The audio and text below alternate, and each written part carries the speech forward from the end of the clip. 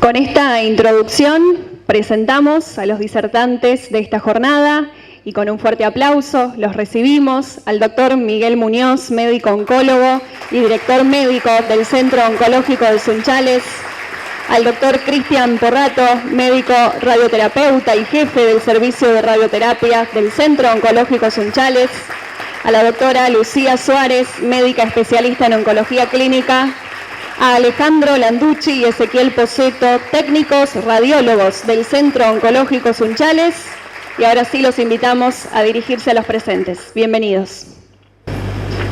Bueno, antes que los agradecimientos y todo lo que siempre se dice, esto que pasaron recién, se imaginan que lo he visto más de una vez, varias veces, decenas, no sé si centenares, pero no deja de no solamente emocionarme, sino de conmocionarme, porque así como lo ven ustedes, y que es algo magnífico, eso lo vimos nosotros con Etín, con el arquitecto que hoy no nos acompaña, pero cuando era tierra. O sea que eso, por eso es la emoción y la conmoción y todos los que estamos acá, que somos 20 y pico, ¿no? Pues le pregunté cuántos éramos, pero 20 y pico, más de 20. Los que trabajamos allí, hemos logrado que eso no solamente se pudiera hacer, con todo el esfuerzo y todo el sacrificio y todos los sinsabores que tuvimos en el transcurso, como pasa con los grandes proyectos, sino que funcionara. Ahí estamos discutiendo cuántos pacientes este mes, tenemos nuestro contador dice que menos, pero esto como tiene que ser. Pero bueno, yo quería esta introducción transmitírsela porque realmente es algo sumamente importante para el proyecto de ATILRA, para el proyecto de todo lo que significa la institución allí, todo el complejo que no solamente es el centro oncológico, sino la clínica, el centro educacional, es un complejo educativo, sanitario, asistencial, formativo. Nosotros vamos a tener ahora una residencia para formar médicos radioterapeutas. Y esto no es una exageración, es una realidad. El único médico en Argentina, radioterapeuta, que sabe manejar el tomoterapia es el señor que está acá sentado. Entonces lo que tenemos que hacer es formar médicos, que se va a encargar él, por suerte, ya nos van a ayudar, que se formen en esto, ¿no? O sea, hacer punta en una tecnología que en realidad en nuestro país tendría que estar no solamente en Sunchales, sino en muchos lugares donde hace mucha falta. ¿Se imaginan que si esto no estuviera acá, muchos de los que lo necesitan tendrían que viajar o a algún país limítrofe, que hay uno o dos en otros lugares, o a Miami, o a México, o a Europa? Entonces, esto significa para todos nosotros una enorme oportunidad de acceder a la chance de curación. Así que bueno, ahora el agradecimiento, veo que está completo el lugar, agradecimiento a todos los que vinieron, por supuesto al intendente de la ciudad, muchas gracias, a Etín Ponce, a Fernando, que ahora tengo unas palabras para Fernando, a Domingo Poseto, a todas las autoridades de ATILRA, realmente muchas gracias. Y con Fernando, que anduvimos, viste, con Fernando, estuvimos que veníamos, hasta que Fernando nos prometió que el asado. Entonces, acá estamos. No, siempre prometió el asado. Lo que pasa es que hay de prometer y no cumplir mucho, a veces dice, pero esperemos que hoy cumpla, ¿no? Así que nada, con todo el cariño, gracias Fernando, es tu casa y tu zona, y vos sos así que te agradecemos profundamente. Con respecto, bueno, esto es una introducción, para bajar un poco el tono, porque vamos a hablar de cáncer, y cuando uno habla de cáncer todo el mundo se pone serio. En realidad no dejo de ponerme muy nervioso, mucho más nervioso de cuando hablo ante colegas, porque cuando uno se enfrenta a los colegas, o habla con los, más o menos sabe, uno tiene preparado todo, sabe quién va a ir, quién no va a ir, los conoce, pero cuando uno va a hablar a personas que no son médicos, muchos, o que tienen, en realidad no es fácil porque es un grupo heterogéneo, que cada uno tiene su experiencia, de vida, personal, que seguramente, y vamos a hacer una prueba, yo quisiera que levantaran las manos, ¿quiénes de ustedes tienen algún familiar o han tenido un familiar con cáncer, de los que están acá? Yo creo que vale la pena fíjense la cantidad, y amigos personales, íntimos, o sea, la cantidad de personas que han tenido contacto, no solamente, no voy a preguntar por una cuestión íntima, quiénes han estado enfermos, que han superado la enfermedad, pero ese es todo un tema, ¿no? Entonces, cuando uno le pregunta qué es el cáncer, y el cáncer es una enfermedad absolutamente personal, individual, y que se vive de una manera absolutamente irreproducible. Ningún paciente, ningún ser humano es igual a otro cuando se enfrenta al sufrimiento. Y cada uno hace lo que puede. Entonces, ¿cómo es lo que puede? Es una definición más bien social, que tiene que ver con la vida cotidiana y que realmente es algo que nos preocupa a todos, ¿no? Yo la otra pregunta, ¿quién en algún momento no se preguntó si podía estar enfermo cuando le sale un bultito, alguna cosa? No, ¿qué es lo primero que uno piensa cuando le aparece algo? Lo primero que uno piensa cuando es que voy a tener algo malo, una mujer se toca un bultito, voy a tener... En general, el cáncer es hoy una enfermedad que está presente en la vida cotidiana. Y usted dice, ¿está presente en la vida cotidiana? Está presente, muy presente, quizás mucho más presente que, por ejemplo, los pacientes que tienen problemas vasculares. Es muy común ir a comer un asado y se che, a fulano de tal le pusieron 3 stents, y está fenómeno. Y es muy común que los pacientes que han tenido cáncer en esa misma mesa no lo puedan decir o no lo quieran decir. Aún sigue siendo una enfermedad que estigmatiza. Ha cambiado mucho eso, y esto es un ejemplo de eso, ¿no? Y que uno pueda hablar, pueda preguntar. A mí me interesa mucho más que me pregunten, mucho más dejarles dudas que sacarle todas las dudas, que va a ser imposible, ¿no? O sea, dejarle dudas, que pregunte. Entonces, es todavía una enfermedad que estigmatiza. Y esa estigmatización hace que uno tenga mucho miedo. Y el miedo lleva a que uno se paralice y no pregunte. Y que en la vida lo mejor que uno puede hacer es preguntar. Preguntando se llega a Roma. Ahora hay GPS, uno llega a muchos lugares con el GPS, pero es muy difícil que uno llegue a comprender lo que es el cáncer, lo que se sufre, si no tiene un buen médico, un buen consejero al lado que le pueda explicar de qué se trata todo esto, ¿no? Y a veces, vamos a ver si yo puedo, nos sentimos de esta manera, ¿no? Que nosotros somos este rebaño, en realidad somos un rebaño, y esto es lo que nos acecha, ¿no? Son las leonas, son leonas estas, pues las leonas son las que buscan la comida, y esa es la sensación que tenemos, ¿no? O sea, estamos como indefensos. Y en realidad esta es la oportunidad para no solamente preguntar, sino para quedarse con algo, y saber que uno tiene que pensar en cuidarse, y que en realidad los tumores uno dice... ¿Cómo? Sí, para que se vea un poquito... Sí, ahí está. Bueno, ahí se ve mucho mejor. Fíjense acá, o sea, uno lo está... ahí está... esa es la situación que vivimos muchas veces, ¿no? Acechado por esta cuestión y no se anima a preguntar. Y ese es todo un tema. Y la pregunta es, ¿y los tumores? Y en realidad, y ustedes van a decir, sí, lo que pasa es que el doctor es oncólogo y cómo lo ha dicho. En realidad, todos los tumores son curables, todos. No hay tumores incurables. El tema es el momento biológico, no solamente del tumor, sino de la persona en que uno descubre la enfermedad. Por eso es tan importante lo que después Lucía va a profundizar, yo voy a hacer una introducción, que es cuidarse, preguntar, ir al médico, tener un médico de confianza y hacer los estudios que uno tiene que hacer. Eso es crucial. O sea, el momento en el cual uno descubre la enfermedad es un momento crucial en el cual depende el futuro de ese paciente, depende de ese momento. A ver, tengo que mutar allá. Ahí está. Bueno, y esto es otra cosa clave también, ¿no? O sea, pues la pregunta dice, no, ¿qué pasa con...? En realidad, el cáncer es una enfermedad que es genética. Sí, es genética.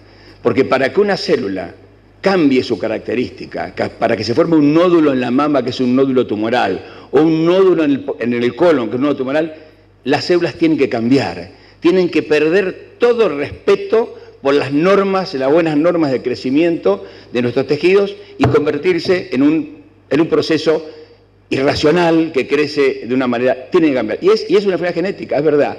Pero lo genético no es sinónimo de que el cáncer siempre se hereda. Más aún, no llega al 2 o 3% de los cánceres que se heredan, o sea que se transmiten de padres a hijos, de madres a hijos. Los hay, pero la genómica, que es esto, nos ha enseñado a descubrir muchos ya de esos tumores y creo que habrán visto la noticia que salió, que el dueño de Twitter y el de Moderna está hablando de las vacunas contra el cáncer. Dice, pero hay vacunas. Dice, doctor, hay vacunas contra el cáncer. La vacuna, lo va a decir, la vacuna para el HPV, que gracias a las gestiones del gobierno de Cristina, etcétera, se instituyó como obligatoria la vacunación en chicas y chicos de menos de 11 años, es una vacuna contra el cáncer del cuello uterino. llamativamente el cáncer con más frecuencia en el norte de la provincia de Santa Fe y en el norte de Argentina. ¿Y para qué le voy a contar? Y de más mortalidad en gente muy joven. O sea, es una enfermedad absolutamente evitable. La vacuna para la hepatitis B, otra vacuna antiviral y antitumoral. Los tumores de hígado se originan a nivel con el virus de hepatitis B. La vacuna para el HPV incluso en adultos, que el HPV es el virus de los tumores del cuello uterino, pero está asociado a muchísimos otros tumores, Es una forma de prevenir el cáncer. O sea, no es una vacuna para cuando uno tiene el cáncer, es una vacuna para evitar una infección que va a producir cáncer. Y en el caso de las mujeres, de cada 100 mujeres que se infectan con HPV, 5 van a tener cáncer del cuello uterino. Y en general, desgraciadamente, en el norte, en nuestra Argentina profunda, todavía esas mujeres no van a tiempo a la consulta y muchas de ellas fallecen o sufren enormemente por esa falta de consulta. Bueno, y esto es lo que trajo la tecnología, ¿no? O sea, que hasta los monos pueden buscar información, que es todo un tema eso. ¿Y qué hacemos con la información? ¿A quién le preguntamos? Bueno, y yo creo que este es el orden, pues yo la verdad de frecuencia, este es el orden en el cual uno podría colocar los grandes enemigos nuestros. Y el cáncer es un enemigo en el sentido de poner en juego y en riesgo nuestra salud, nuestro bienestar, nuestra calidad de vida. Pero es de las 3 causas principales de padecimiento y muerte del ser humano, es el 33%. No es la más importante, no es la más grave. Y vuelvo si uno la sabe tomar a tiempo, es totalmente prevenible. Peores cosas que lo que puse anteriormente, es el miedo. Uno tiene miedo, todos tenemos miedo de enfermarnos, miedo a sufrir, pero este miedo, cuando paraliza, es absolutamente letal. Y esa parálisis hace que no vayamos al médico, que no nos hagamos los estudios, que después de los 50 años los hombres no querramos que nos hagan un tacto rectal, cosa que las mujeres... Yo siempre digo que es una cuestión cultural eso, ¿no? Porque las mujeres, las chicas, muchas mujeres van a ver al ginecólogo con sus hijas. Y las hijas ven a las mujeres como el ginecólogo le hace el tacto vaginal para el cuello uterino. En cambio, es muy raro que el papá lleve a su hijo a ver al urólogo y que vea cómo le hace el tacto rectal para el tumor de próstata. Es una cuestión cultural, absolutamente cultural. Todavía hay hombres que dicen, no, yo el tacto rectal, es una cuestión cultural, absolutamente cultural. La desinformación, o sea que es gravísimo, pero mucho por la falsa información, que no solamente está en la medicina, ¿no? Ustedes saben cómo es eso. Los medios se encargan de eso. No solamente dar mala información, desinformarnos, sino darles información que les conviene a ellos y les conviene a muchas, entre comillas, industrias que se dedican a sacar provecho de la situación. Entonces, esto es algo importantísimo, saber a quién escuchar. Y bueno, yo creo que a nadie se le sale de la cabeza, se le va de la cabeza cuando uno habla de cáncer, inmediatamente, yo siempre hago esa pregunta, pero no hace falta, creo que se la haga, cuando habla de cáncer, uno piensa siempre en la muerte. Y todos nos morimos, de algo nos vamos a morir, y repito, no todos los pacientes con cáncer se mueren. Muchos se curan y mucho depende de la manera, muchísimos se curan de la manera, y muchos pacientes con cáncer se mueren con cáncer, pero de otra cosa. Es algo que hay que tener en cuenta también, ¿no? A veces yo recuerdo muchos pacientes que, especialmente uno de ellos, que se murió de 94 años con un cáncer de próstata a los 94 años y desde los 74, estuve 20 años enfermo, se iba a comprar un departamento frente del río. Pero yo desde que tengo el tumor de próstata, yo miro el río y parece que tengo una cortina toda nublada que no lo puedo ver. ¿Y por qué? Y porque me hicieron el diagnóstico de un cáncer de próstata. Vivió 20 años. Poquito tiempo antes de morir, le digo, ¿y Juan Pablo, qué pasó con...? Dice, estuve tantos años viendo esa cortina, 20 estuve, y ahora que me estoy por morir... O sea, fíjense que ese hombre se murió de viejo y no porque tenía cáncer de próstata. O sea, y con muchos tumores pasa eso. Entonces, uno tiene que aprender a convivir a veces con situaciones gravísimas. Y esto lleva a que el cáncer es uno de los mayores malentendidos de la medicina actual. Y uno considera, hasta los médicos consideran que, ustedes dicen, pero tiene los días contados. Hoy venía escuchando por la radio que hay una persona pública muy enferma y que todo el mundo decía, tiene los días contados. Cuando cuentan la historia, él mismo dice, esto que tengo yo ahora, con una enfermedad gravísima, degenerativa, no es lo peor que me pasó en la vida. Entonces, interesante lo que dijo, porque alguien que tiene una enfermedad degenerativa, como tuvo Fontana Rosa, que el gran cuentista coterráneo mío, espectacular, genial, que convivió y creó. Creo que las mejores creaciones de su carrera periodística y como escritor las tuvo cuando le diagnosticaron el ELA, la esclerosis lateral amiotrófica. Lo mismo que Sigmund Freud. Freud, el famoso Freud, era médico, y Freud vivió 25 años con un tumor de paladar, y sin embargo Freud produjo las mejores obras, no solamente científicas, sino literarias y ensayos, durante la época de su enfermedad. Y este hombre decía esto, que su enfermedad, que lo tiene totalmente postrado, no era lo peor que le había pasado en la vida. Entonces yo pero ¿qué hay peor que eso? Entonces, cuando empieza el relato, dice, lo peor que le pasó en la vida, haber tenido que sufrir la enfermedad de su hija de 7 años, que finalmente terminó curándose con un trasplante de médula. O sea que en realidad hay cosas, todo es relativo y todo es como uno lo mire con el filtro que lo mira. Así que yo creo que es un malentendido esto. Y el malentendido pasa porque en realidad la gran mayoría de los pacientes con... ¿Ustedes qué piensan, si yo les pregunto a ustedes, qué porcentaje de pacientes con cáncer se curan hoy en nuestro medio? ¿Qué porcentaje? ¿Arriba de cuánto? A ver, dijo 80, estamos... ¿Cómo? 80. Ah, bien, 70. El tomoterapia 90. Y con esta prevención más todavía. El rango es ese, ¿no? En general, entre 75, 80, 85% de los pacientes con cáncer o se curan, y vuelvo a lo que dije antes, se mueren de otra cosa, de cosas que se mueren los seres humanos. Como eso de muerte natural. ¿Qué es muerte natural? La muerte es muerte. Cuando se muere uno se muere. Natural no, pero... así que eso es prevenible. No, es verdad eso. Con la muerte. Hablando de Rosario, el tema es que es importantísimo saber a quién uno puede preguntarle.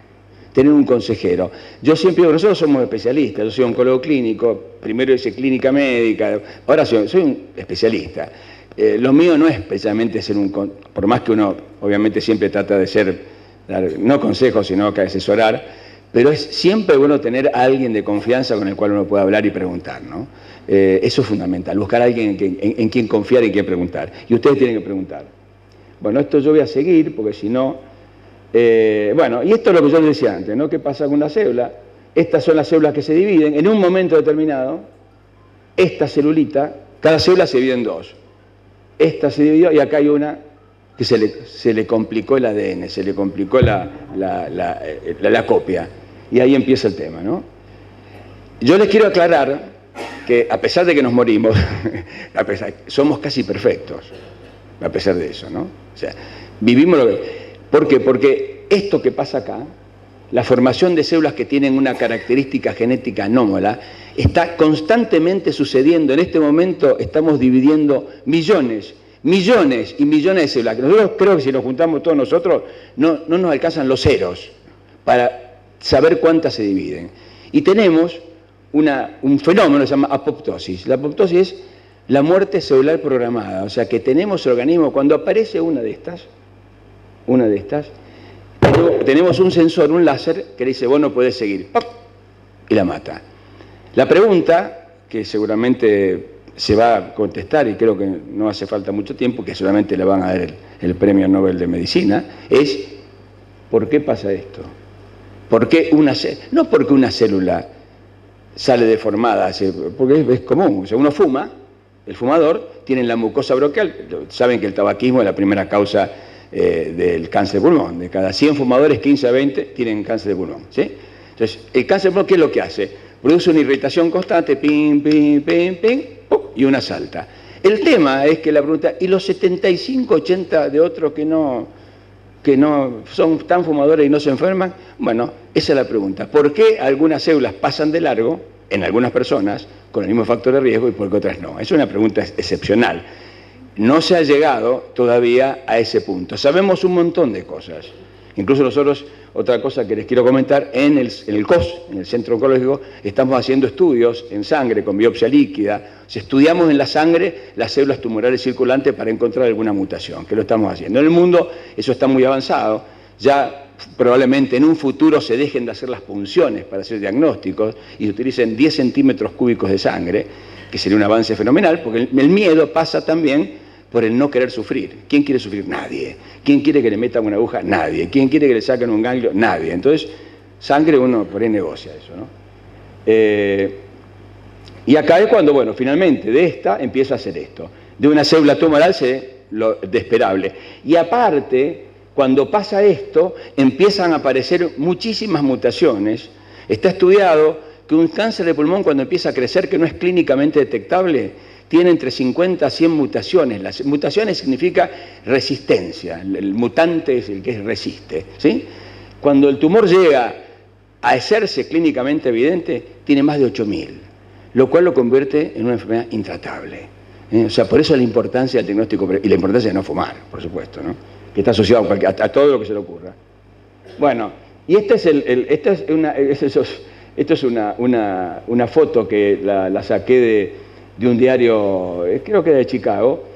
Este es el triunfo de la vacuna contra la polio, y este es un hombre que está en un pulmotor, es un hombre mayor que tuvo una poliomielitis, y la poliomielitis empieza por los miembros inferiores y puede subir y finalmente puede producir parálisis de los músculos respiratorios y la muerte por asfixia. Y este hombre, la enfermera, le está dando la noticia que realmente que la vacuna contra la polio había sido todo un éxito, ¿no? Y voy a tomar un segundo de la vacuna de la polio, porque en este momento hay muchas personas que descreen de las vacunas principalmente la vacuna rusa, nadie le creyó, a los rusos nadie le cree, pero otro malentendido y otras cosas.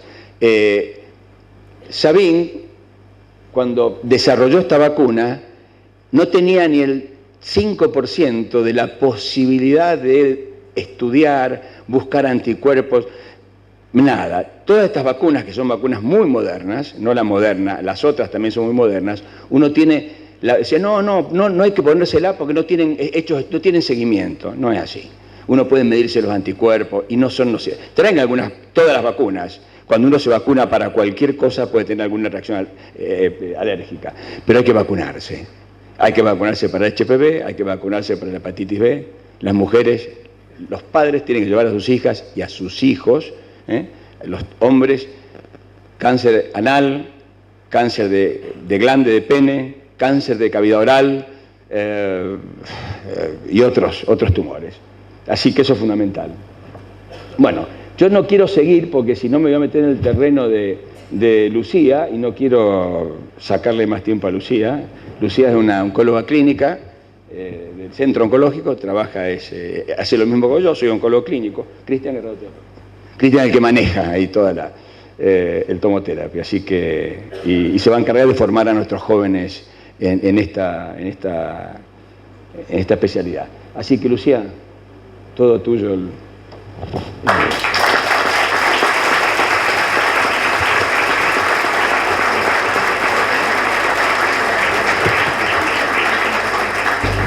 Bueno, gracias, Doc. Buenas tardes a todos, gracias por venir. Bueno, yo lo que les quería comentar un poquito, me gustaría que charlemos, es sobre las oportunidades que tenemos todos los que estamos acá y lo privilegiados que somos. Aunque parezca raro, como decía el doctor, hay un montón de gente en el mundo, un montón de gente que no tiene acceso ni a un diagnóstico precoz de cáncer, ni muchísimo menos a un tratamiento oportuno. En realidad de casi todas las enfermedades, pero bueno, acá estamos hablando de cáncer, ¿no? Por cuestiones geográficas, económicas, socioculturales, religiosas. En cambio nosotros tenemos una oportunidad, casi les diría impagable, que es la de detectar tempranamente el cáncer. El cáncer todavía no es en la gran mayoría de los casos prevenible. Comentaba el doctor recién, existen vacunas, por supuesto, que que permitieron disminuir la incidencia, por ejemplo, de cáncer de cuello de útero, de cáncer de hígado. Algunas conductas que tengamos, como el tabaquismo, pueden ayudarnos a reducir la incidencia de cáncer de pulmón, de vejiga, de cabeza y cuello.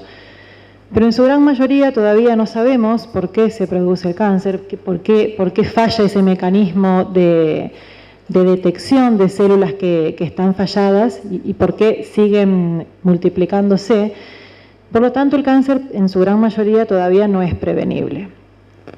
Pero algo que como dice el título de la charla, y yo qué puedo hacer, algo que sí podemos hacer nosotros es detectar el cáncer tempranamente en los casos en los que se presente, por supuesto. En Argentina hay 5 tipos o 5 localizaciones de cáncer que son las más frecuentes, que son el cáncer de mama, el cáncer de colon, o sea, de intestino grueso, el de pulmón, el de próstata y el de cuello de útero. Esos 5 se llevan más del 50% de los casos de cáncer que hay en Argentina actualmente. Y tienen algo en común, que es una ventaja, que es que para los 5 hay formas sencillas y que además de ser sencillas están a nuestro alcance, porque para muchas personas no están a su alcance, de detectarlas tempranamente. Yo creo que la mayoría de los métodos de diagnóstico precoz ya los conocemos todos, porque la verdad es que los venimos hablando permanentemente, obvio no solo nosotros, sino en todos los medios de información, los refrescamos rápidamente. Para el cáncer de mama, la mamografía junto con la ecografía mamaria, el control ginecológico y la autopalpación. Para el cáncer de colon, existe el test de sangre oculta en materia fecal, que a personas se le practica a personas habitualmente de más de 50 años y permite detectar si llega a haber alguna lesión que está sangrando microscópicamente, que cuando vamos nosotros al baño no es que vemos sangre, pero sangra microscópicamente y que puede ser maligna. Y también está la colonoscopia. La colonoscopia, igual que el tacto rectal, tiene bastante resistencia. Nadie se quiere hacer colonoscopia. Pero la verdad es que no es que hay que estar haciéndosela todos los meses, sino que si no tenemos antecedentes familiares de cáncer de colon y una colonoscopia nos da normal, hay que repetirla recién a los 5 o 10 años, dependiendo del caso. Después, con respecto al cáncer de pulmón, también sabemos que hay una parte de la población que tiene mucho más riesgo de desarrollarlo, que son los tabaquistas, los fumadores. Y para ellos existe la tomografía de baja emisión, que permite detectar groseramente pulmones con alguna lesión que después se pueda profundizar su estudio. Para el cáncer de próstata está el control con el urólogo, que mediante el tacto rectal y el seguimiento de los valores del antígeno prostático específico también permite diagnosticar tumores de próstata tempranamente. Y para el cáncer de cuello de útero está el conocidísimo y simple Papa Nicolau. Entonces vemos que para esas 5 patologías oncológicas, que son por lejos las más frecuentes en Argentina, diagnosticarlas tempranamente es relativamente fácil. Contamos con la ayuda de nuestros médicos de confianza, los ginecólogos, los urólogos, los clínicos. En nuestra clínica, 10 de septiembre, tenemos toda la tecnología disponible para hacer todos esos estudios que yo acabo de mencionar. Pero ¿qué pasa con esos estudios que acabo de mencionar? Que hay que hacérselos, porque podemos tener todo a disposición, que es la gran ventaja con la que contamos nosotros acá, pero si no nos hacemos los estudios, la verdad es que no sirve de nada contar con eso. Parece hasta medio sonso decirlo así, pero sucede muchísimo, que tenemos todo a disposición para poder disminuir la cantidad de complicaciones por cáncer, disminuir la necesidad de tratamientos agresivos por cáncer, cirugías complicadas, quimioterapias fuertes, y principalmente para disminuir la tasa de mortalidad por cáncer, y no lo aprovechamos.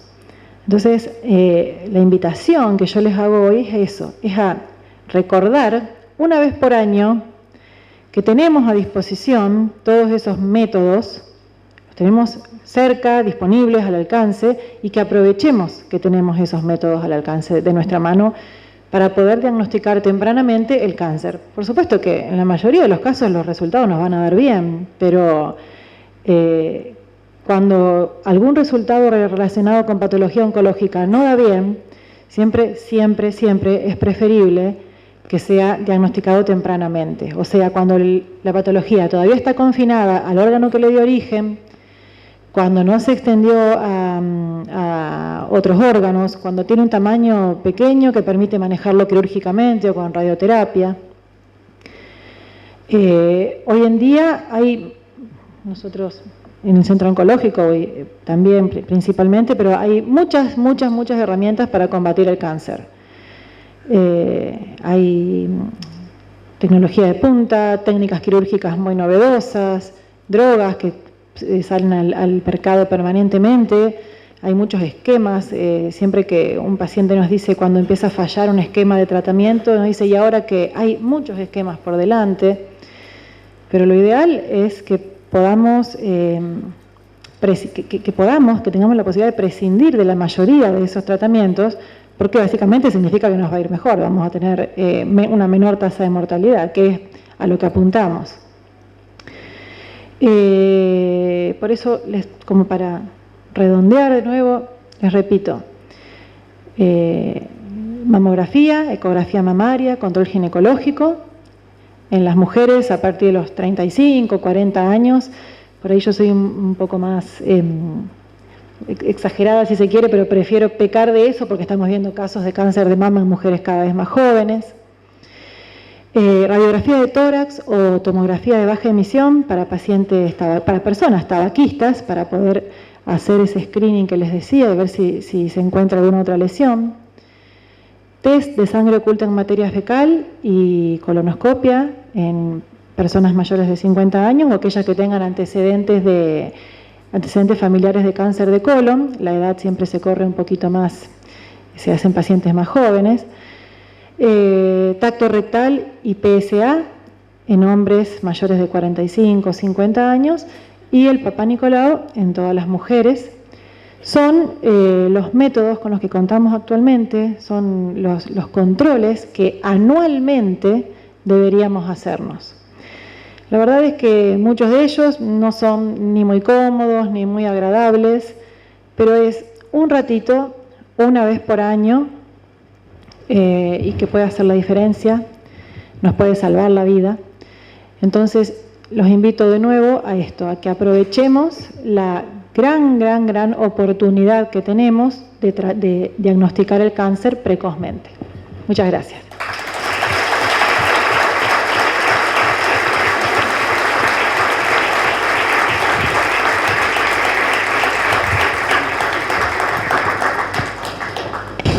¿Qué tal? Buenas noches. Gracias por venir y gracias por invitarnos.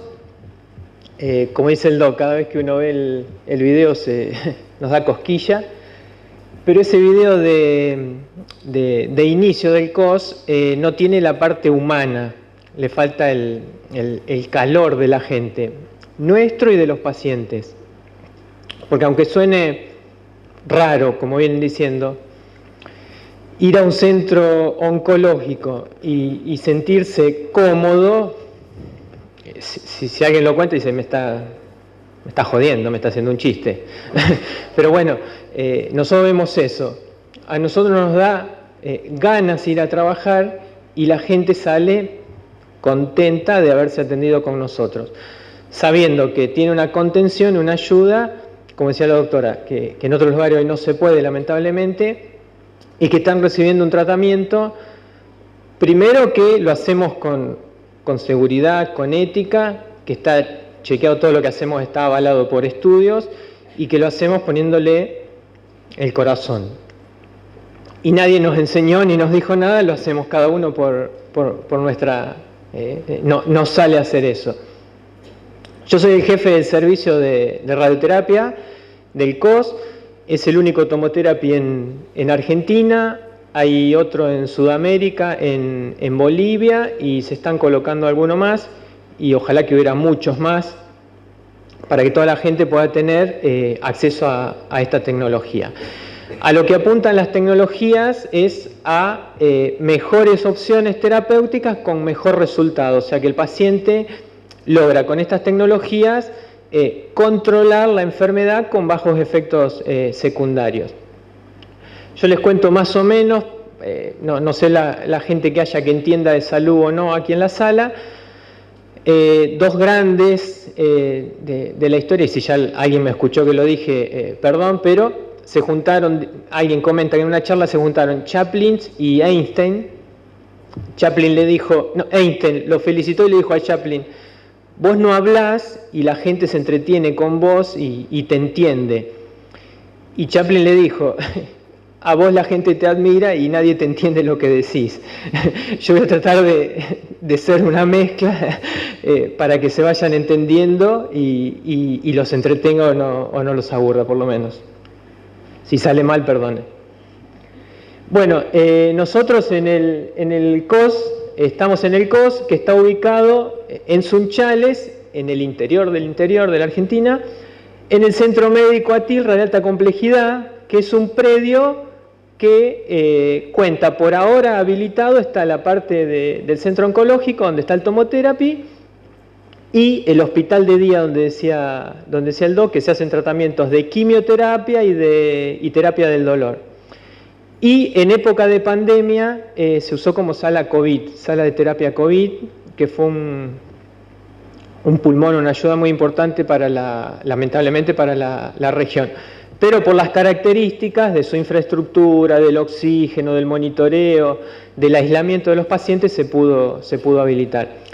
La gente de oncología se corrió a nuestro sector, nos unimos, hicimos un sacrificio grande, pero en ningún momento se dejó de atender pacientes. En plena pandemia COVID, nosotros seguimos trabajando como habitualmente lo hacemos ahora, por suerte que ya se soluciona ese tema.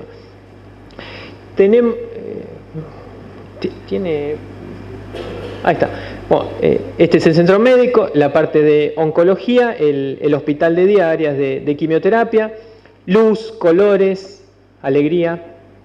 La clínica 10 de septiembre, que es una ayuda para nosotros porque cuenta con un tomógrafo de alta complejidad, donde nosotros hacemos las primeras tomografías para los pacientes y hacemos estudios diagnósticos, cuenta con un mamógrafo de última generación y cuenta con un equipo de profesionales, cirujanos especializados, clínica, médica, que nos dan una mano cuando algún paciente necesita alguna ayuda. El CET, Centro Educativo y Tecnológico, con un auditorio en el que se han hecho no solo exposiciones como estas, sino también eventos, y tiene a disposición Atilra sede, su espacio en este caso, por ejemplo, para el grupo Tejiendo Esperanzas, que es un grupo de mujeres voluntarias que hace pelucas. Gente que dona cabello, ellas preparan pelucas para pacientes oncológicos, sin costo, para que el paciente oncológico sobrelleve mucho mejor su enfermedad. Y recientemente se habilitó el hotel y el espacio deportivo y recreativo, no solo para los pacientes, sino para quien lo pueda o lo quiera usar. Bueno, el cáncer empezó hace casi desde que, no sé, pero Doc, desde que existe el hombre, existe el cáncer. Hay registros de miles de años en los que se conocía la enfermedad y la trataban a su modo. Esta es una cirugía de alguien pobre que ha tenido un tumor a nivel cerebral y de alguna forma se las arreglaron, le hicieron ese huequito. No le debe haber pasado nada bien, pero bueno, solucionaron su problema a su modo. Después la medicina pasó por una época en la que confiaban o en los dioses o en los sabios, ya sea encomendándose a lo que decidían los de allá arriba y a los brebajes que podían preparar a alguien pensando.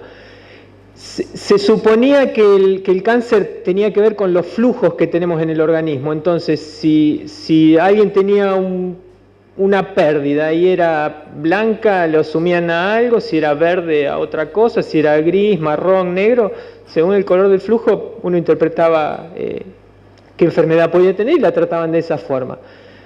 Más adelante empezaron las primeras técnicas quirúrgicas, sin anestesia, sin higiene, con lo que se podía, eran más mutilaciones que cirugías, y para que cicatrice, pobre gente, este es el ejemplo de una mama, cauterizaban, o sea, quemaban para que cicatrice. Los pacientes generalmente se morían más por infecciones o por secuelas de la cirugía que por su tumor. Y los pacientes iban voluntariamente al quirófano, como se puede ver ahí tranquilamente. Accedían a su consulta contentos. Después, por suerte, empezaron a aparecer la anestesia, los antibióticos, los rayos X, o sea, todas estas cosas generalmente se descubrían de casualidad. Alguien un día dejó en un laboratorio un cultivo, cuando fue a los pocos días estaba contaminado, dice, ¿qué pasó acá? Bueno, empezaron a ver qué pasaba y descubrieron. Con los rayos X lo mismo. Alguien en un momento guardó una piedrita radioactiva, una semillita radioactiva en un cajón, a los pocos días miró donde lo había apoyado, había dejado una imagen, dice, bueno, algo pasó y se empezaron a descubrir los rayos. Con la Primera Guerra Mundial, ¿está bien? Se descubrieron las primeras quimioterapias, las primeras drogas. ¿Cómo? Usaban el gas mostaza, que era para eliminar gente, y en algunos sobrevivientes o en las autopsias vieron que había modificado los glóbulos. Entonces alguien empezó a razonar, dice, si esto pudo provocar una modificación en los glóbulos, empecemos a probar, y lo empezaron a usar y se empezaron a controlar las primeras leucemias, los linfomas, las primeras enfermedades neoplásicas. Obviamente todo esto fue modificándose hasta llegar a hoy día.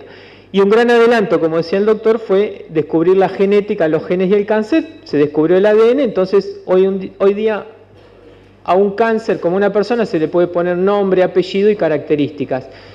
Y nosotros vamos a un médico, a un cardiólogo, por ejemplo, con hipertensión arterial, y por más que seamos familiares, gemelos, mellizos, no nos van a dar a los dos la misma medicación porque tenemos distintas características. Con el cáncer lo mismo. Antes el paciente llegaba, se le ponía un sellito, cáncer, y se lo trataba de una única forma. Hoy son tratamientos personalizados. En la sala uno escucha muchas veces, obviamente el paciente se sienta, tiene alguien al lado, ¿de dónde venís? ¿Qué te tocó? ¿Cuántas aplicaciones te dieron? A mí más, menos.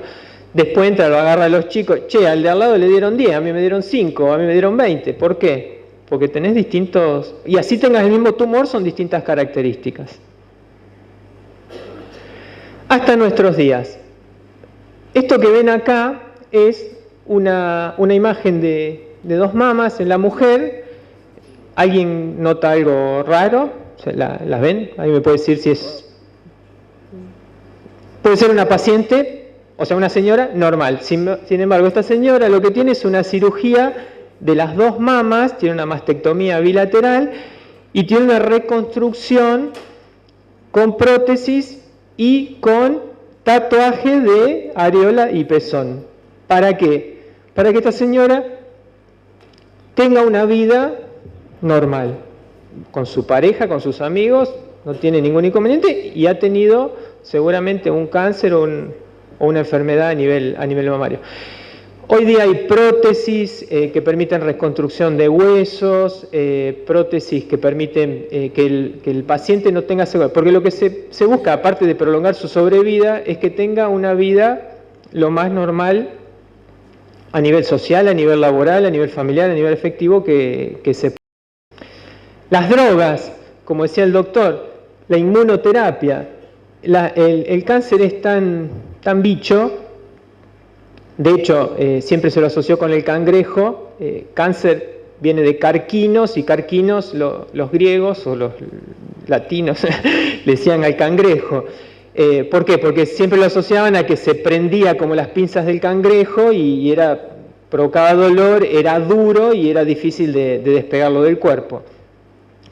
Es tan bicho, como les decía, que aprendió a esconderse dentro del paciente. Entonces, simula ser una célula normal.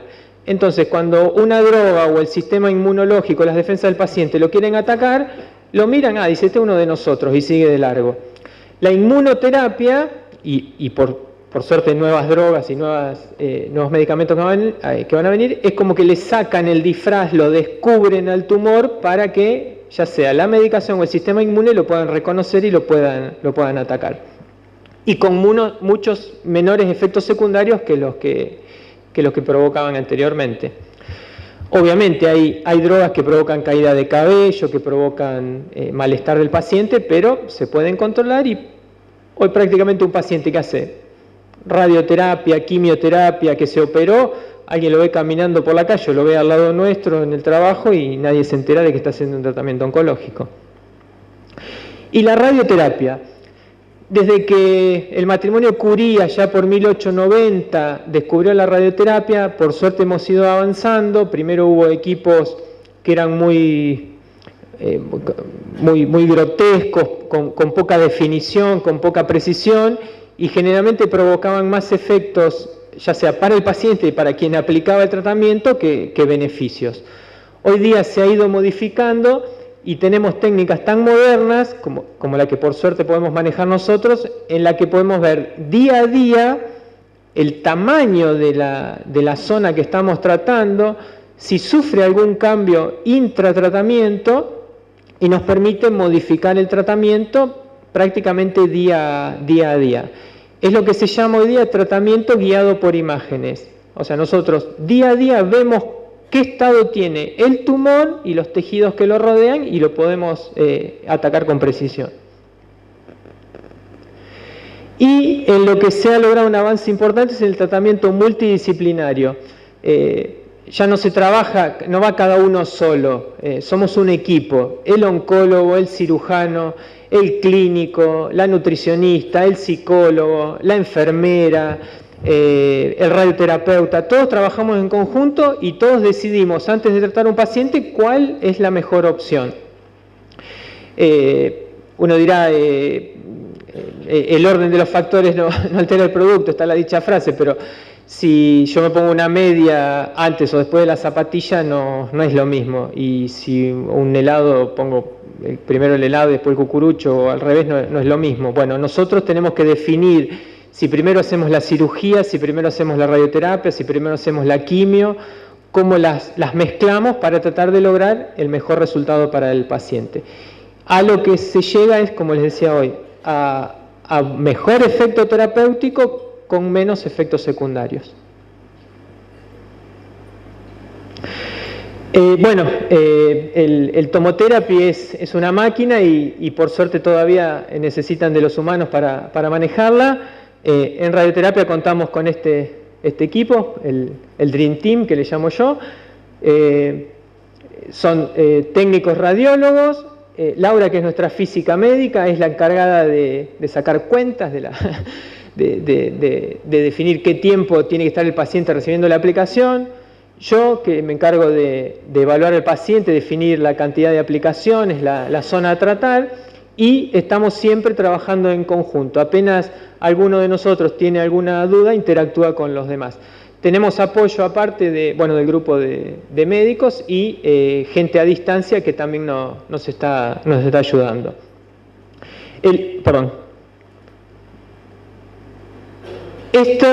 Acá en esta fotito está resumido todo el personal del COS. Está el radioterapia, oncólogos, personal administrativo, enfermeras, gente de mantenimiento, las secretarias, la chica encargada de la limpieza. Todos interactuamos para que el paciente, como les decía, la gente de seguridad, todos interactuamos para que desde que entra al predio se sienta contenido y cuando se vaya contento. Y cada uno cumple su función específica. Aunque parezca una tontera, la chica que hace la limpieza del equipo no puede usar cualquier método de limpieza. O sea, si le pone lavandina a esto, nos arruina, tira todo al diablo. O sea, tenemos que estar todos con las pilas, las antenitas bien predispuestas para que todo salga bien. Y aquí tenemos nuestro comité de tumores. Estamos reunidos, siempre acompañados de algo para picar. Y interactuamos a distancia, vía remota, con distintos profesionales, con colegas, para definir la mejor opción terapéutica. Bueno, esta es, ahora le voy a pasar a los técnicos, que son los que están día a día con el equipo. Cuando quien presentó la charla dijo que el tratamiento hacía, el tomoterapia hacía tratamientos helicoidales. Helicoidal es en hélice, girando, rotando alrededor del paciente. Es lo que se ve en esta imagen. Si ustedes ven, el equipo va girando alrededor del paciente y va apuntando donde está la lesión.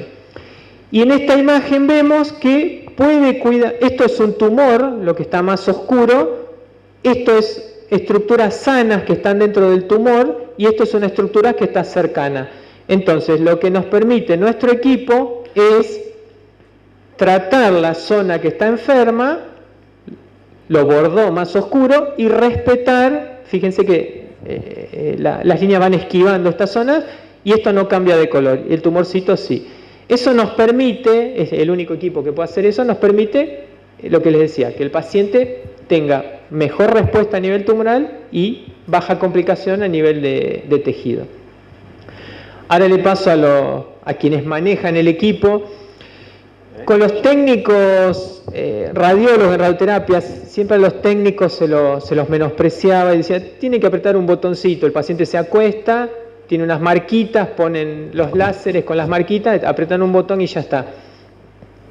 Si ellos no prestan atención, con la precisión que trabajamos nosotros, pequeños errores de milímetros pueden dejar a un paciente con graves secuelas.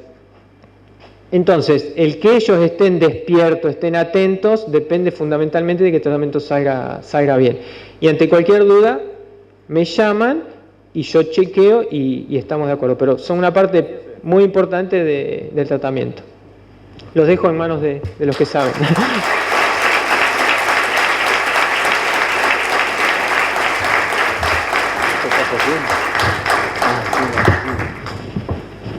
Buenas noches, gracias por venir. Y bueno, a Ezequiel a mí nos toca siempre la parte más aburrida, que es la parte técnica de explicar. Así que vamos a hacerlo lo más ameno posible. Y lo que elegimos nosotros para esta charla es contarles un poquito cómo se diagrama un tratamiento de radioterapia en nuestro Centro Oncológico del COS. Lo primero que hay que destacar es que ATILRA puso a disposición de los pacientes de radioterapia una de las mejores herramientas que existe en el mundo para aplicar este tipo de tratamientos.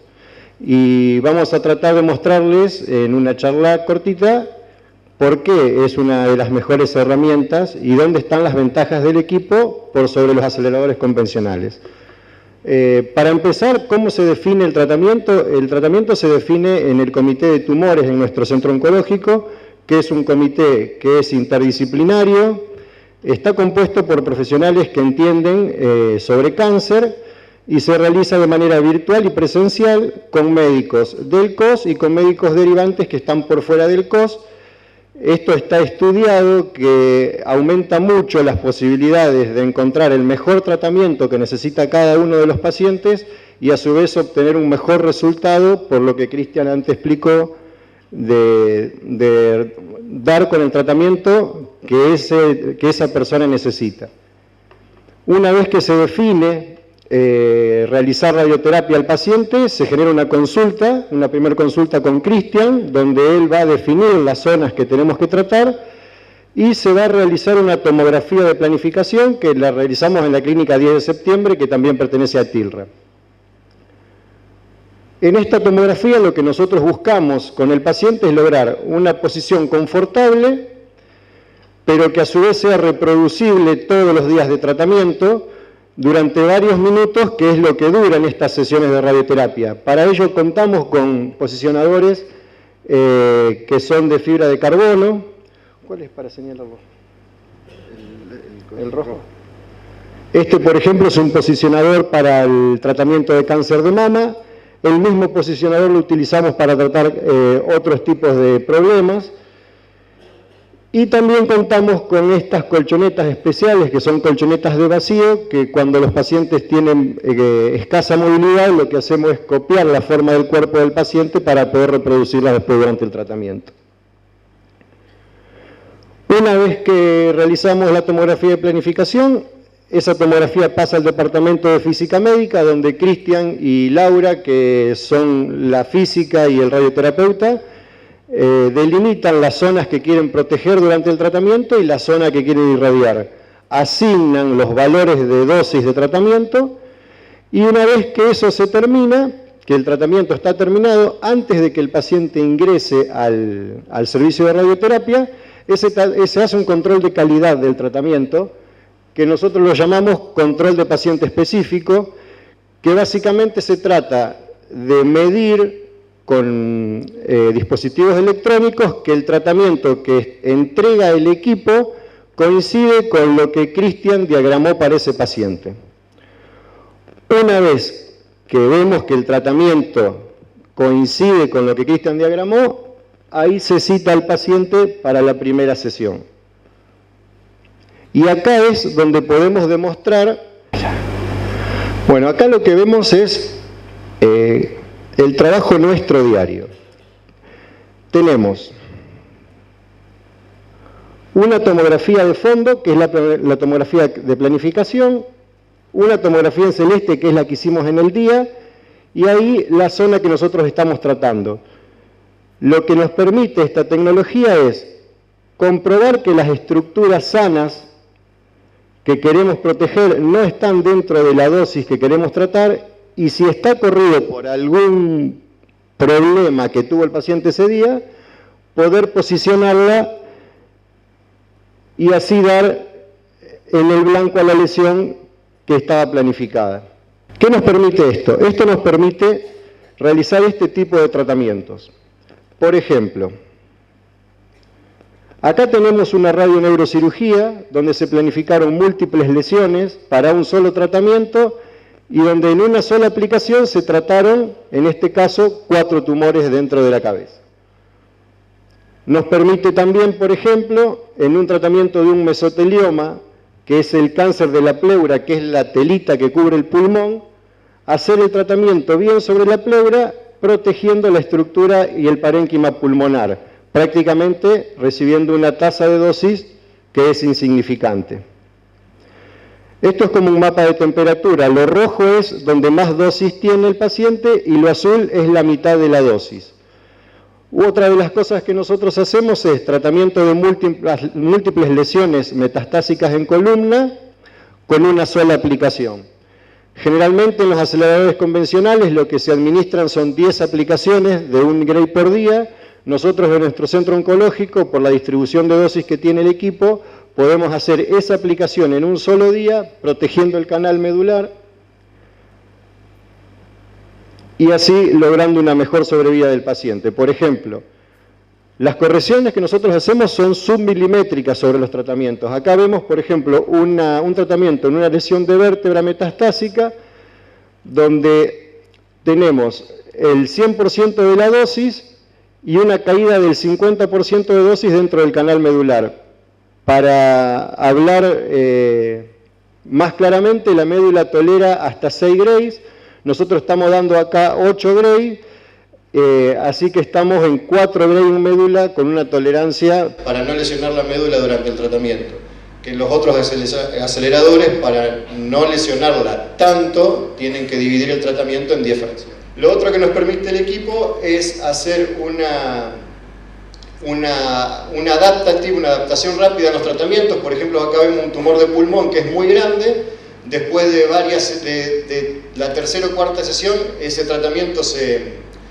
tumor se redujo y empieza a aparecer tejido sano que estábamos irradiando. Lo que se hace es, sobre esta misma tomografía, una adaptación del tratamiento, reduciendo los campos pulmonares, el campo tumoral que se irradia, y generando una radioprotección en todo el sector que va apareciendo sano. Para ir terminando, básicamente el concepto es que el servicio de radioterapia del centro oncológico cuenta con un equipo que tiene muchas ventajas por sobre los aceleradores convencionales en tiempos de tratamientos, en diagramas de tratamientos con alta tasa de dosis en poco tiempo, logrando mejor resultado radiobiológico, y que está a disposición de todo el que lo necesita. no solo de los afiliados de Atilra, sino que de todo el público de todo el país. Tenemos pacientes también de países limítrofes y estamos a disposición de quien lo necesite. Muchas gracias.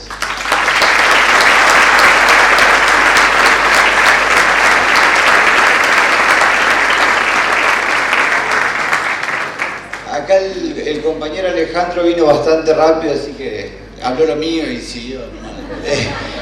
Si tienen alguna duda, quieren hacer alguna pregunta, estamos para responder, digamos.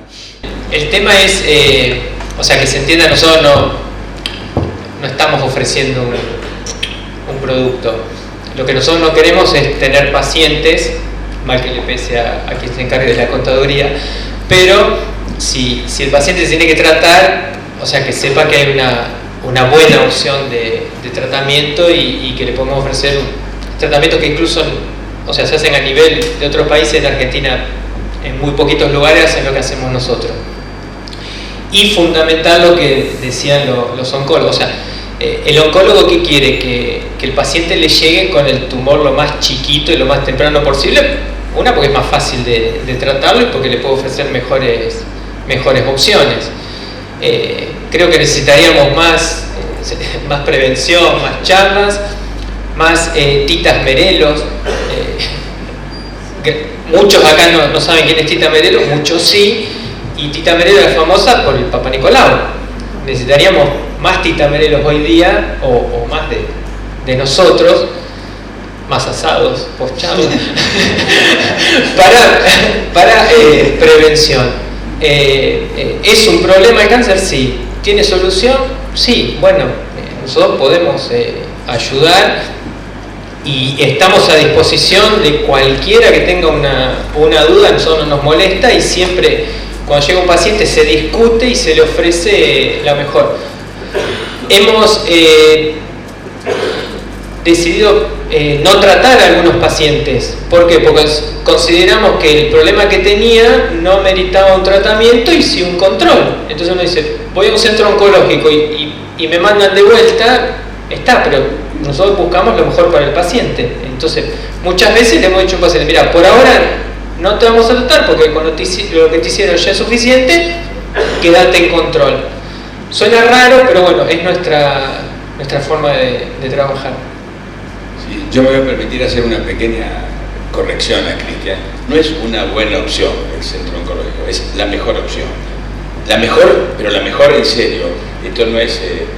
yo he tenido la oportunidad también de recorrer algunos lugares en el mundo y sobre medicina, y es la mejor opción. O sea, no hay mejor opción que esta. Si a uno le preguntan, ya en muchos lugares del mundo nos conocen, en España nos conocen, ¿cuál es el mejor lugar en Latinoamérica donde uno puede hacer radioterapia? Es un Chávez.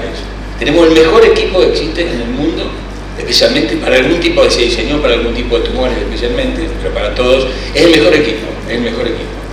O sea, y esto no es una como dijo, no venimos a vender, vendemos a contarles que estamos allí, lo que estamos haciendo, y por otra parte, lo que vamos a seguir haciendo, por supuesto, eso de ya, que nos faltó la parte allí, lo que es el centro oncológico está montado también, ya está hecha la unidad para trasplante de médula. Lo que pasa es que probablemente el tema del COVID nos retrasó desde muchos aspectos, no solamente los proyectos desde el punto de vista de lo que uno piensa, sino los proyectos económicos. Esto depende de la economía, depende, no es nada bien de arriba. También tenemos un lugar para poner un PET-CT, que es una tomografía combinada con sustancias que marcan mejor dónde está el tumor. O sea que hay muchísimos proyectos más. Y este equipo no ha sido superado en Argentina. Cuando haya otro equipo lo van a hacer, pero es el mejor equipo que existe en el mundo, pues realmente la capacidad que tiene para proteger tejidos sanos, la precisión que tiene, la desviación ínfima que tiene, lo convierte en un equipo de excelencia realmente, ¿no? O sea que a veces uno no dimensiona, y muchas veces lo digo a todo el equipo, no dimensiona el lugar en el cual uno está trabajando, ¿no? Y esto que dice usted también no es casualidad de que nos hayamos juntado, pues esto, el ambiente que hay, a uno le gusta llegar, a mí me gusta, a todos nos gusta, uno llega contento a trabajar, ¿no? Un lugar donde uno ve muchas personas que vienen sufrientes, vienen con muchos problemas, y uno siente que a todos, indefectiblemente, les damos una mano, a todos los ayudamos, ¿no? Y eso es, a muchos los curamos, a muchos los aliviamos, muchos no se curan, pero como dije antes, se mueren de otra cosa, porque de otra cosa nos vamos a morir, o sea que eso sin ninguna duda, pero bueno, y además creamos una cuestión que tiene que ver con la esperanza, ¿no? La esperanza es algo que uno, de estar mejor, uno no tiene que perder, en la vida jamás, jamás, desde todo punto de vista. Así que bueno, y un tema que quiero que pregunte, pues ya creo que hablamos mucho, pero seguramente debe haber alguna inquietud, seguro que hay una inquietud, no tengan miedo, pero bueno, dale, ahí está. Mi pregunta es para los licenciados. ¿Dónde se capacitaron para manejar este tomógrafo especial? Hola, buenas. Ambos estudiamos en Rosario, obviamente en distintas épocas porque es un poquito más grande que yo, pero ambos estudiamos en Rosario en su momento, él trabajó, yo trabajé en Rosario, luego nos ingresamos en la clínica, él trabajó en hemodinamia mucho tiempo, yo entré en la radiología convencional y en el tomógrafo, y desde la organización nos llevaron, fuimos a hacer radioterapia con un acelerador convencional, hicimos unas prácticas en Rosario, y después tuvimos una capacitación en Estados Unidos, en Madison. Son los que hacen el equipo, exigen una capacitación. Tenemos la licencia. Bien, felicitaciones. Muchas gracias. Hay un convenio que a la brevedad, eso todo, o sea, gracias a TIRRA y al gran empuje que tiene y al expandirse y a brindar beneficios. Hay un convenio con la UNL, la Universidad del Litoral de Santa Fe, para que técnicos radiólogos roten por nuestro servicio y se capaciten y tengan y quien quiera capacitarse. Porque si no, quien hace la licenciatura escucha la radioterapia y no sabe. A nosotros mismos como médicos nos pasa también, se habla de la radioterapia pero no saben qué es. Y como decía el doc, el que tengamos ahora el orgullo y la responsabilidad de formar médicos, el otro día le decía, nos vinieron a preguntar del colegio de médicos qué le ofrecíamos a los futuros estudiantes. Digo, en realidad nosotros nos presentamos, nos ofrecemos nosotros cuando tendría que haber sido que todos los centros que hacen radioterapia del país nos tendrían que haber pedido a nosotros que capacitemos a sus médicos. Porque tener esto es como si tuviéramos, alguien viene, consigue un Fórmula 1, entonces todos los corredores de carrera querrían subirse a ese Fórmula 1. Bueno, nosotros fue al revés, nosotros proyectamos, ofrecimos. Es una responsabilidad muy grande y bueno, los chicos van a capacitar técnicos radiólogos, ojalá muchos se enganchen, los necesitamos gente. El Dream Team ese que digo yo, somos esos nada más, y si nos pasa algo a nosotros, sonamos. Sí, y el programa de capacitación de Accuray, que es el fabricante, consiste en 3 etapas. Una etapa es ir a fábrica, donde ellos tienen aulas de entrenamiento, ahí trabajás con fantomas, que es con esos aparatos con los que nosotros medimos los pacientes específicos. Después el programa sigue en una segunda fase que vas a un servicio que está en funcionamiento, generalmente te llevan a un servicio a Miami o a México, y después la última etapa se hace donde está el tomoterapia, en este caso en el centro oncológico, donde un dosimetrista de Estados Unidos nos acompañó durante 7 días para ver que nosotros estábamos haciendo los tratamientos como correspondía. Básicamente ese fue el entrenamiento del tomoterapia en sí.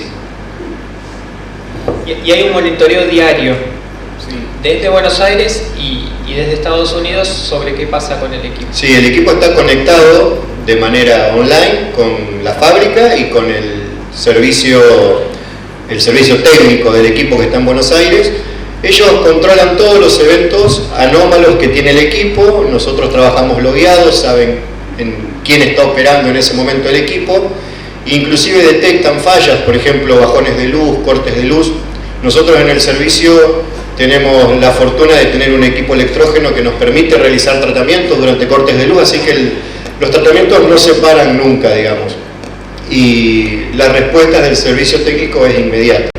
El equipo no ha estado parado por defecto más de más de 8 o 12 horas. ¿Qué tal? Buenas noches. ¿El servicio del centro oncológico depende de la parte privada o la parte pública? No sé si se entiende mi pregunta. ¿Trabaja con mutuales o trabaja abierto al público en general? No, trabaja para todos. No solamente para quienes tienen cobertura social, hablando de la provincia de Santa Fe, ¿no? Acá estamos en otra provincia, ¿no? pero en Santa Fe para todos. Tenemos, por supuesto, para la fibrosis de la tierra, que desde ya, pero tenemos convenio con el IAPOS, tenemos convenios con la provincia para atender a pacientes que no tienen cobertura social. O sea, que el paciente en Santa Fe, en la zona que no tengo los de él, se puede atender en el centro. Eso fue un convenio que se firmó, se terminó de definir gracias a la gestión de Luis Suárez, que es el que estaba a cargo de esta gestión. Y próximamente, bueno, vamos a tener mucho más amplio, no quiero, pero probablemente atendamos pacientes de PAMA también. O sea, ustedes, muchos de los pacientes de Córdoba, de Santa Fe, que quieran atenderse en el centro, lo van a poder hacer. O sea, que está abierto a todas las personas que necesiten eso, ¿no? O sea, que es una cosa realmente... Y otra cosa importantísima es, este equipo, otra de las características que tiene es la confiabilidad en cuanto a que se rompe poco, se para poco, poquísimo. Y esa fue la experiencia que nosotros tuvimos, ¿no? Prácticamente no tenemos eventos, primero porque se hacen servicios preventivos, o sea que no se espera que se desgaste una pieza, porque esto es como un gran equipo de mucha eficiencia y calidad, y todo lo que se mueve y todo lo que roza son metales y eso se deteriora. Pero antes que el deterioro produzca una falla, se hace el cambio, porque se conoce cuáles son las fallas, los cambios, incluso tienen aceites, gases, etcétera, que se van haciendo, con lo cual este es en el mundo el equipo que menos horas de paro tiene en cuanto al funcionamiento, ¿no? Lo cual no es por una cuestión solamente de, uy, qué poco que se rompe, sino que significa que ningún paciente interrumpe o deja de hacer lo que tiene que hacer por fallas técnicas, o sea, por fallas que tengan que ver con el equipo, no el equipo, sino todo el equipo tratante que somos nosotros, ¿no? O sea, que eso es crucial. Me gustaría preguntarle a la doctora sobre el cáncer de páncreas, si hay algún método de prevención o porque cuando se muestra ya está avanzado. Sí, lamentablemente el cáncer de páncreas es una de las patologías que tiene, si se quiere, peor pronóstico, casualmente, porque habitualmente se detecta de forma tardía. Muchas veces el cáncer de páncreas, cuando se diagnostica a tiempo, es por una cuestión incidental. Se está estudiando el abdomen con una ecografía, con una tomografía, por alguna otra causa, y se ve un nódulo en el páncreas que nos hace seguir estudiándolo, y finalmente nos damos con el diagnóstico de un cáncer de páncreas. Tu pregunta es si existía algún método de prevención. Si se puede saber a tiempo o no. Un método de screening sería, y la verdad es que como en realidad el cáncer de páncreas no tiene una gran incidencia, no es muy frecuente, no hay establecidos, supongamos, hacer ecografías de abdomen todos los años para diagnosticar cáncer de páncreas. Sí existe esto que te digo, que por algún estudio, por otra causa, o bueno, porque afortunadamente el cáncer de páncreas, en este caso puntual, dio síntomas tempranamente, que no es algo que suceda a menudo, claro, ahí es que puedes diagnosticarlo a tiempo, pero si no, lamentablemente no. Sí, como contrapartida a todo esto medio mala onda que te estoy contando, últimamente han surgido nuevos tratamientos, principalmente, bueno, con tomoterapia también, y también medicamentos que permiten que la expectativa de vida del paciente con cáncer de páncreas sea progresivamente mayor y mejor. Pero con respecto a tu pregunta, no.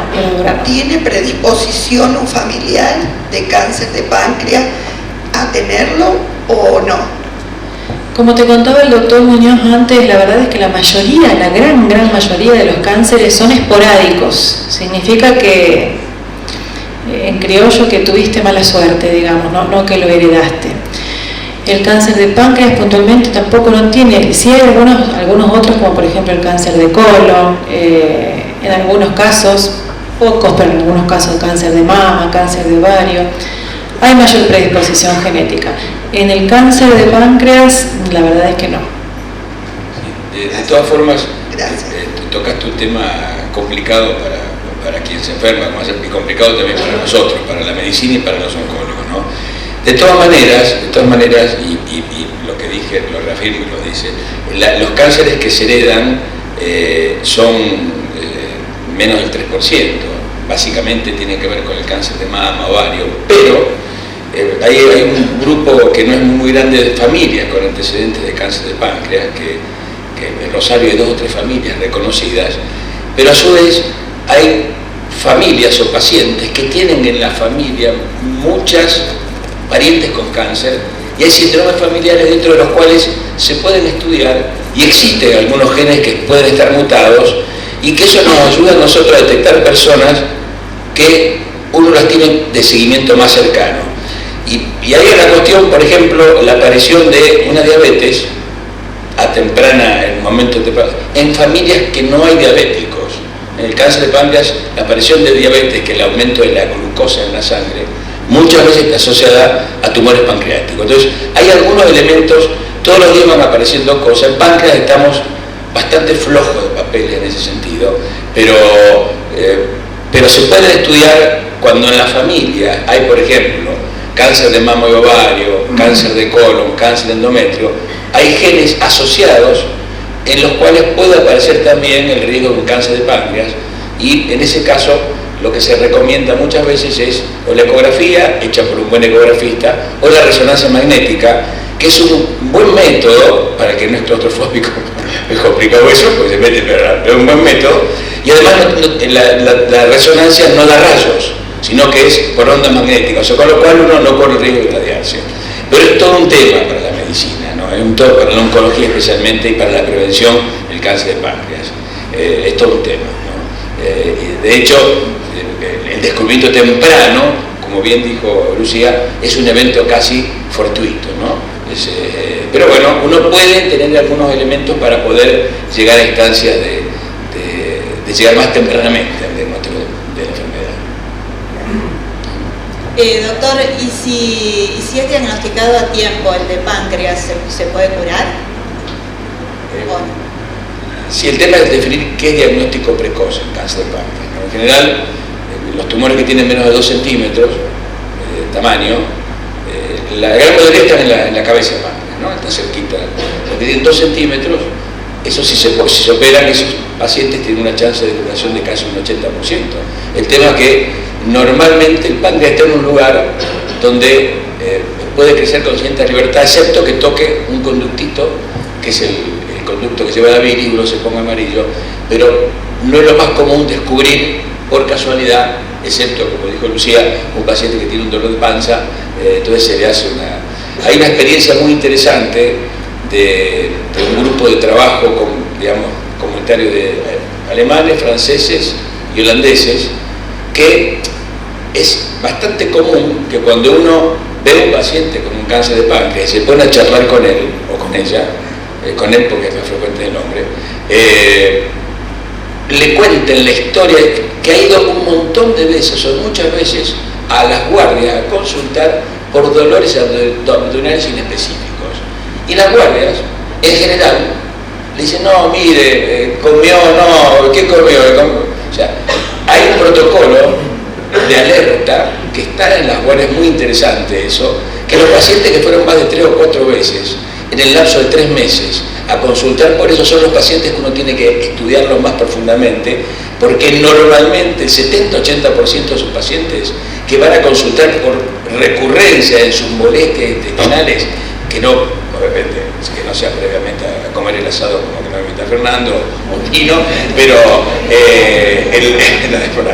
esos pacientes son los que pueden llegar a tener tumores que en realidad pueden tener un tamaño de menor de 2 centímetros. En general, normalmente el diagnóstico es más tardío, ¿no? Cuando se puede operar, en Argentina hay muy buenos cirujanos, o sea, tenemos unos buenos operadores, eso la chance es mucho mayor, ¿no? Pero es una enfermedad difícil.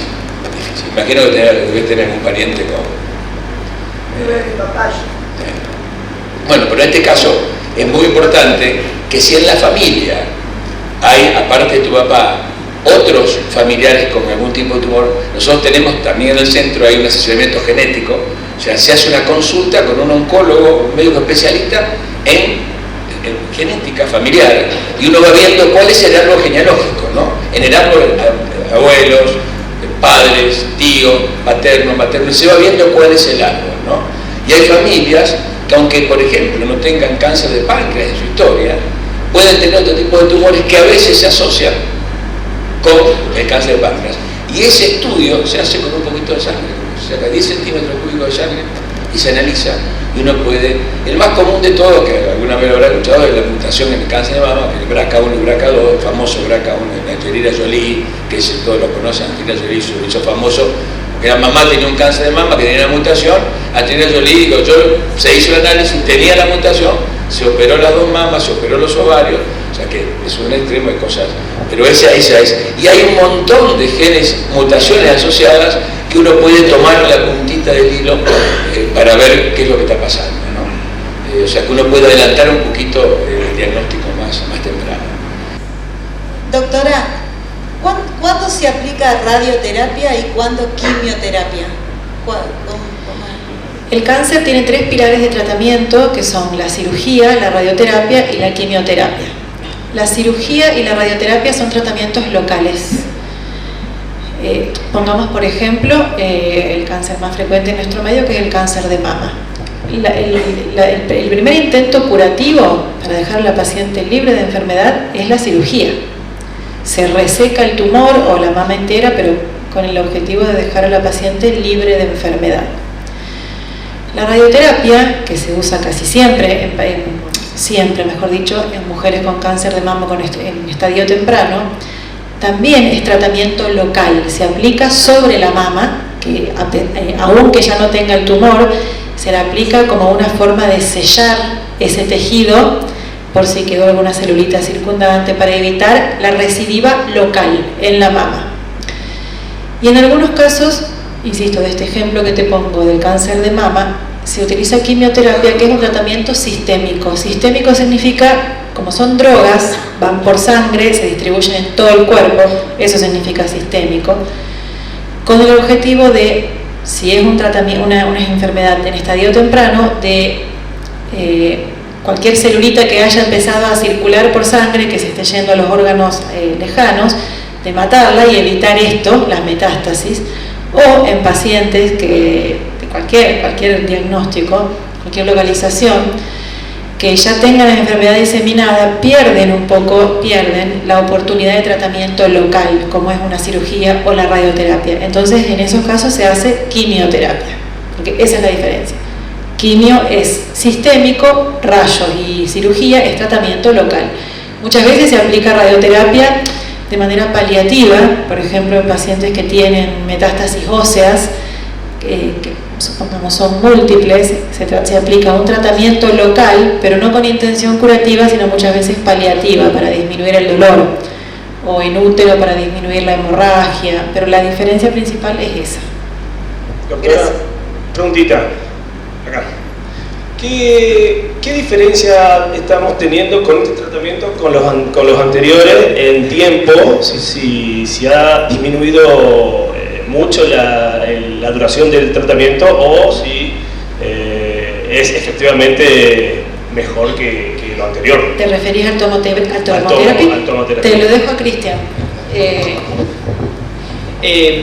Sí, la ventaja. El que un tratamiento dure más o menos no tiene que ver con el pronóstico ni con la gravedad de la enfermedad. Eso que quede claro. Uno a veces a la gente le dice son 20 aplicaciones, 25, 30 y se espanta, pues un montón todavía al horno. No, y a lo mejor está más complicado el paciente que tiene 1 o 2 aplicaciones y no el de 30. La tecnología, la precisión a nosotros nos permite dar más cantidad de tratamiento en menos tiempo.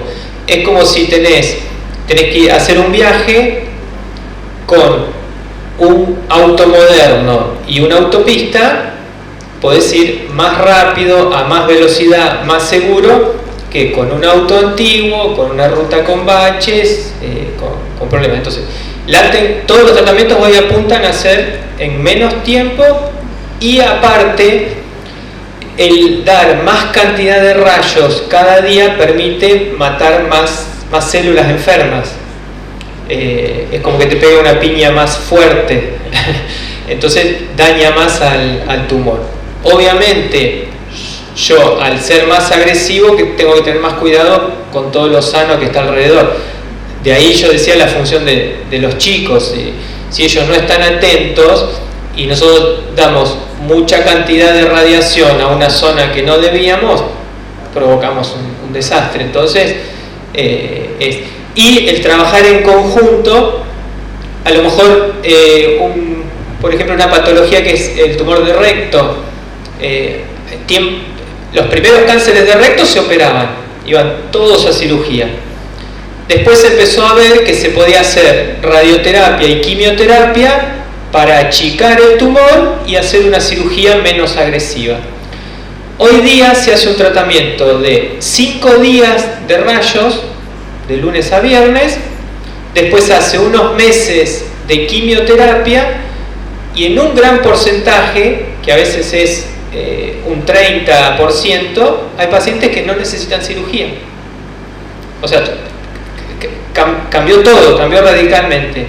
Pero bueno, hay que hacerlo con gente especializada, con equipos que garanticen una precisión, y bueno, esa es la... Yo calculo que, bueno, como las drogas cambiaron, el futuro de la radioterapia son tratamientos de 3, 4 aplicaciones, de una. Apunta todo a eso, pero con tecnología de avanzada. Sí, gracias. Yo tengo una pregunta para la doctora. Doctora, cuando un familiar cercano tiene cáncer de colon, ¿es recomendable hacer el estudio de gen? No en todos los casos, por eso lo que te comentaba el doctor, la genética médica es incluso otra especialidad. Vos tenés un familiar con cáncer de colon, quizás lo citan a él, ¿viste? Primero para evaluar todos sus antecedentes familiares. Se evalúa también la edad del diagnóstico, la forma de presentación, el tipo de cáncer y demás. Si el paciente, que es el problema, digamos, se ve que podría tener una mutación genética, se le hacen los estudios genéticos. Y en base a ese resultado se estudian después los familiares. Pero, como te decíamos antes, no a todos los pacientes con cáncer, no todos los pacientes con cáncer de colon, después de esa entrevista con el genetista, se va a descubrir que podrían llegar a tener una alteración genética. Por eso, también es algo que nos excede a nosotros, ¿viste? Insisto, es otra especialidad que te permite, en base a toda la anamnesis y a los antecedentes, evaluar primero la probabilidad que hay de que tenga una mutación genética, para después ver si serviría de algo o no hacerle el estudio genético al paciente problema y después a sus familiares. Incluso hay algunas pautas que tenemos. El cáncer en general es una enfermedad que aparece con el paso del tiempo, ¿no? Porque con el paso del tiempo se deterioran muchas cosas y el sistema inmunológico se deteriora también. Y las pautas que tenemos, por ejemplo, un cáncer de mama en una mujer de 35 años, 30 años. Ahí salta la primera cuestión, ¿no? Una enfermedad que normalmente el pico es entre los 50, 55, 60, que aparezca a los 35. Cuidado. Y ahí es cuando uno empieza a hacer empieza a preguntar eso con mama. En colon lo mismo. El cáncer de colon es una enfermedad que aparece después de los 50, 55, 60. O sea, cuando viene una persona de 32 años con cáncer de colon, uno tiene... Y hay síndromes, ¿no? O sea, hay digamos, todo un grupo de enfermedades que tienen que ver con eso. Pero no todos van a hacerse esta mutación. Que por otra parte son estudios no invasivos, ¿no? Gracias, solamente con un poquito de sangre. Pero uno tiene que seleccionar. Porque que no sea invasivo no significa que el paciente o la persona la pase muy mal, ¿no? Y la familia la pase muy mal. Pero si uno llega a detectar esa familia con aumento de riesgo, uno puede tomar medidas de prevención más tempranamente y diagnosticar la enfermedad mucho más rápido. Y un tema que tocó también, que es muy importante, es el tema de la tomografía en los fumadores, ¿no? Los fumadores realmente, el único método que ha demostrado, un 10% está escrito, demostrado y publicado, un 10% de disminución de mortalidad por cáncer de pulmón ha sido la tomografía de baja emisión. ¿Qué significa baja emisión? Una tomografía que no irradia tanto al paciente una vez al año en un grupo de fumadores que hay un cálculo que se llama 20 paquetes año, que en realidad no voy a explicarles qué, pero en general todos los fumadores pasan esa línea, ¿no? Y esos deben hacerse, y eso se asocia a que muchos de esos pacientes, cuando se descubren tumores chiquititos, o se operan, o los podemos irradiar en este momento. El tomoterapia se llama SBRT, que es una radioterapia muy focalizada, y se curan los pacientes. Está comprobado que la sobrevida, la chance de curación es exactamente la misma con la cirugía o con la radioterapia. Y el tema es que muchos de los fumadores tienen algo que se llama EPOC, que es la enfermedad pulmonar, y esos pacientes no se pueden operar, pues no toleran la cirugía. Entonces, el tomoterapia en este caso reemplaza, es una radiocirugía. O sea que esa es una enorme ventaja también de este equipo, ¿no? Esa es la... ¿Algunos de ustedes con la lupa y el sol quemó una hormiga alguna vez? Bueno, hicieron SBRT o radiocirugía a la hormiga. La hormiguita viajera. Han sido radioterapeutas por un ratito. Sí, un gran ejemplo, excelente ejemplo. Es así.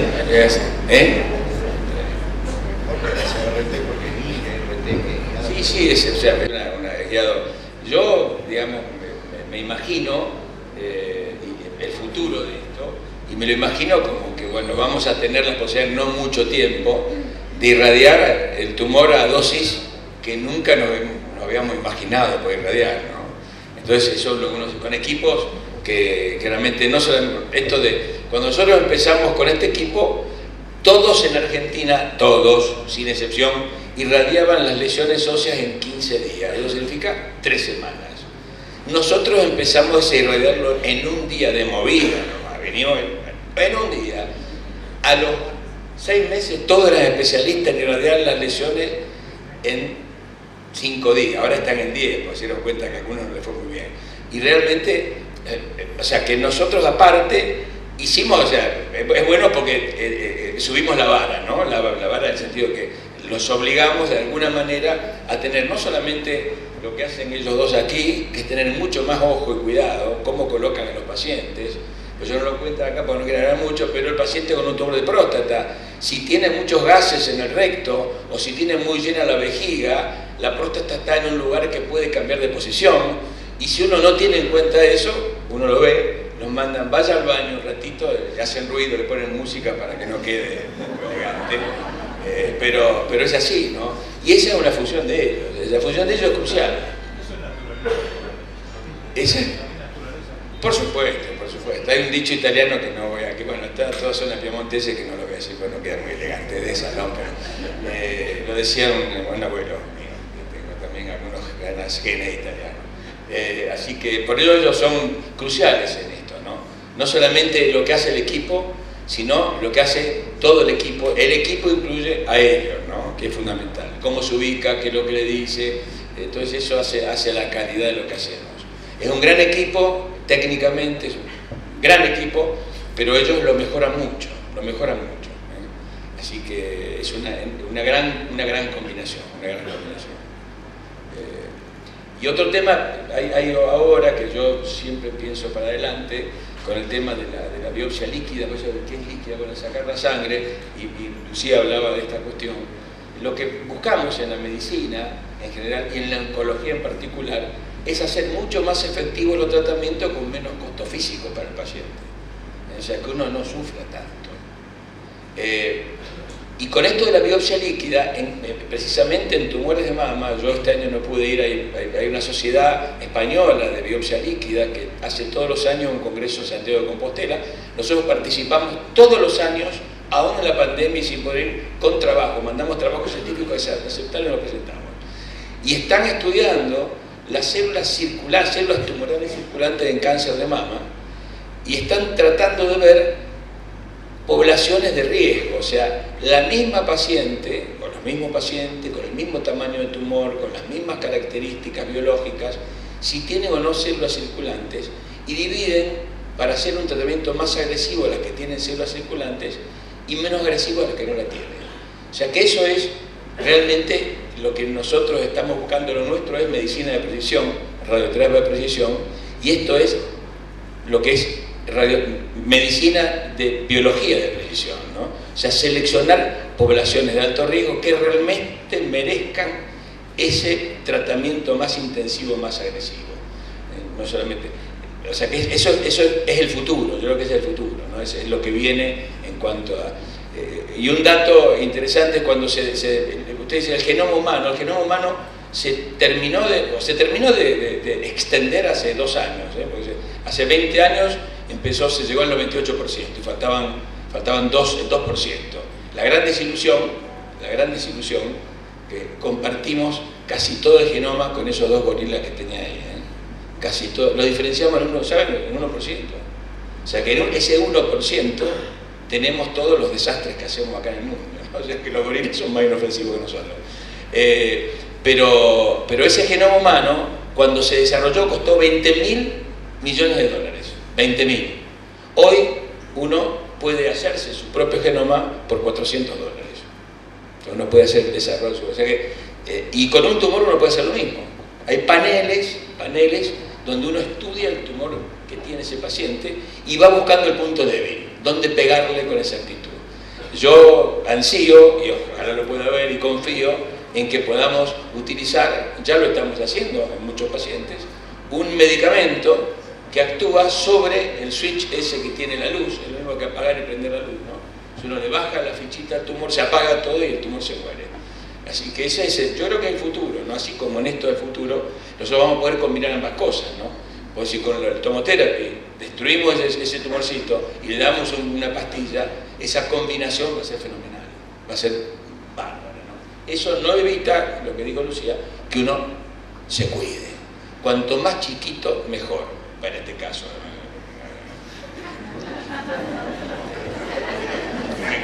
El tumor, ¿no?